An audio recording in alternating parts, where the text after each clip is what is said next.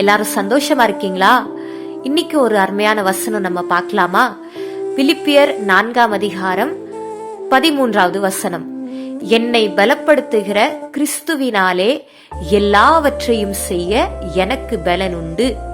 Friends, எவ்வளவு உற்சாகமூட்டுகிற ஒரு வசனம் பாத்தீங்களா? ஏசப்பா உங்க லைஃப்ல இருந்தா எப்பவுமே சந்தோஷம், உற்சாகம், அவரே உங்க நம்பிக்கையா இருப்பாரு. இந்த வசனத்துல சொல்லப்பட்டபடி அவரே உங்கள் பலனா இருப்பாரு. அதனால எதை குறிச்சும் நீங்க சோர்ந்து போகாதீங்க. நீங்க என்னால இது செய்ய முடியாது அப்படின்னு சொல்லாதீங்க. ஏசப்பா உங்க கூட இருக்கிறார்னா அவர் உங்களை பலப்படுத்துவாரு. உங்களை எல்லாத்துலயுமே சிறந்தவர்களாக அவர் நிறுத்துவாரு.